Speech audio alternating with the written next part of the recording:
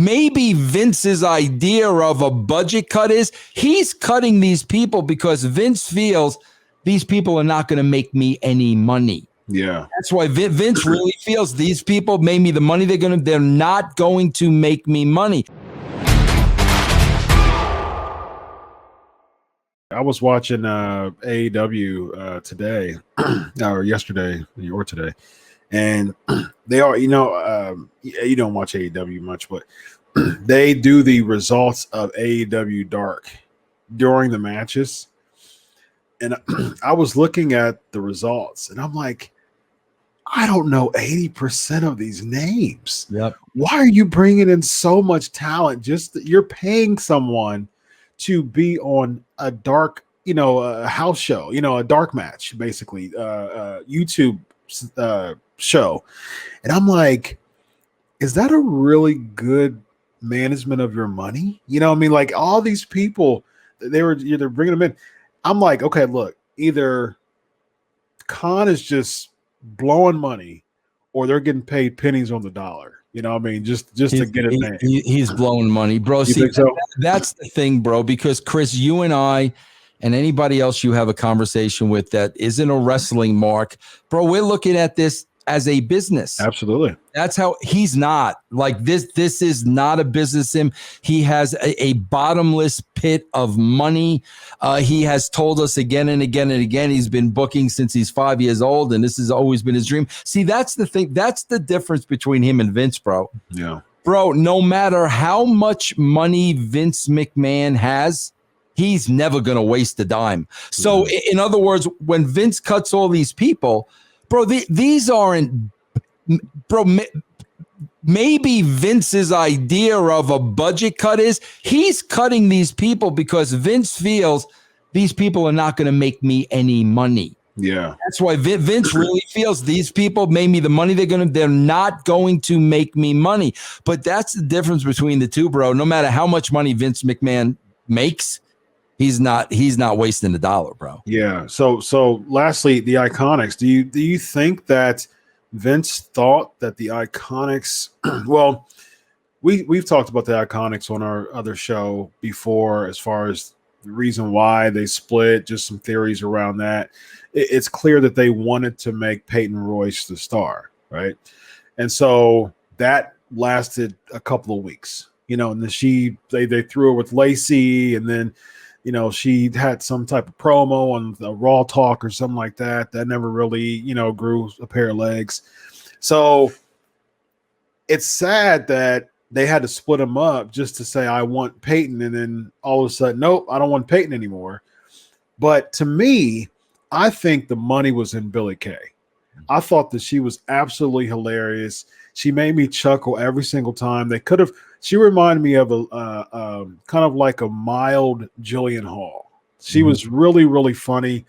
And I loved the resume gimmick. I loved everything about that. Even on WrestleMania, when they threw her in to be a tag partner with Carmella, I was cracking up because she was waltzing like Carmella and like mocking her, but trying to look like her. She was coming into the ring and Carmella was telling her to go, shooing her away. And she was like, oh, I'm sorry.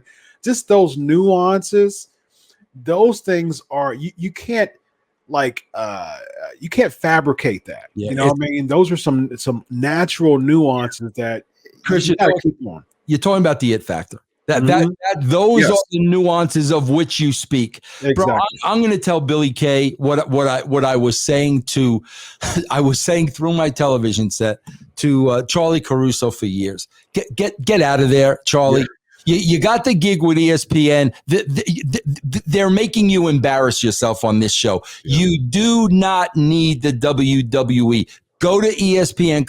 Bro, I am saying the same thing to Billie Kay. Billie Kay needs a good agent. Yes. She now needs to use her resume. I have TV experience. I was in the WWE. Here's my reel. I did this and I did that. Bro, she can be an unbelievable actress, Yes. comedian, 100%.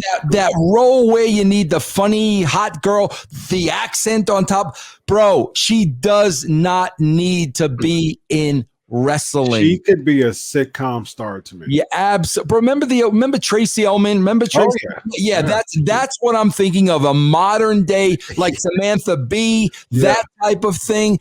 Bro, she does not need the wrestling 100%. business. She's got the it factor, bro. 100% agree. Yeah, and I think that is a really good future for her is acting.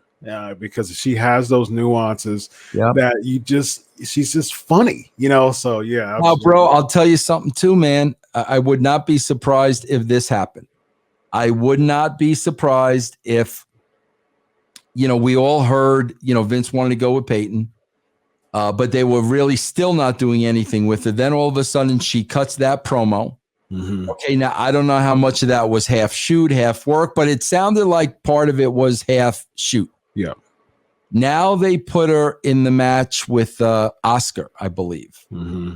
Now, bro, I remember I do my Raw SmackDown review every week, and Ben Hameen and Stevie Richards, and they really rate the matches. And I remember, bro, there were a couple of spots in that match where they was like, I don't think she's. What I'm saying is, bro, this is how they work. She shot her mouth off a little bit. Oh, okay. All right. You want the spot? We're going to give you the spot. Now, bro, those same people are waiting at the monitor, looking at the monitor, waiting for one. Yep.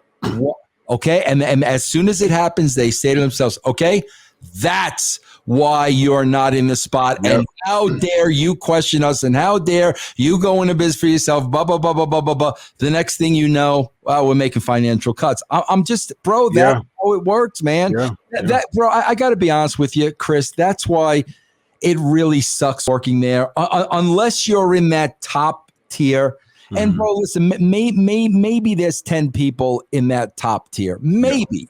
I think I'm being generous.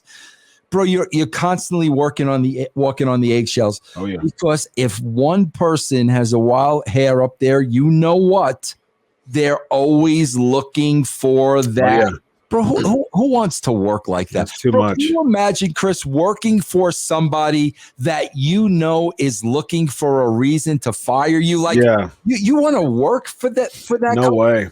If you're always under the microscope, right? Like you can't. There's no peace there. You know what I mean? There's no peace at all. Mickey James, Mickey James knows that. Mickey James now, I mean, they're not going to do that with her. Mm-hmm. She's done it. She's been there. She's confident.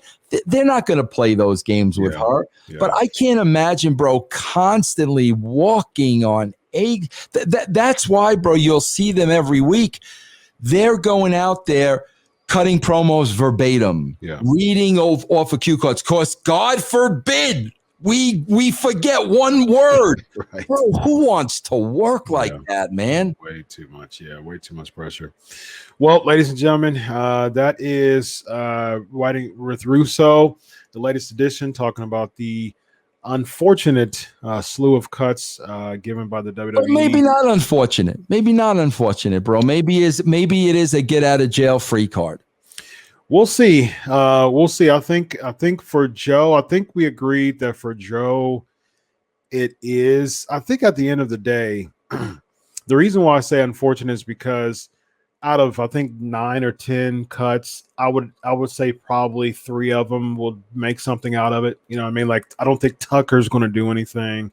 Kalisto, maybe, I can see maybe an ROH thing or something like that. But I would say Chelsea Green, probably they'll bring her back to Impact perhaps. But I just don't see, I see maybe 20 to 30% of the cuts actually having a lateral move or I don't see any of them really higher, but maybe a few of them a lateral move, but all the other ones, unfortunately, I don't see it, especially like a Tucker, you know what I mean? I just don't see it. So, ladies and gentlemen, he's Vince Russo. I'm Dr. Chris Featherstone, and you just witnessed another episode of Writing with Russo. So long.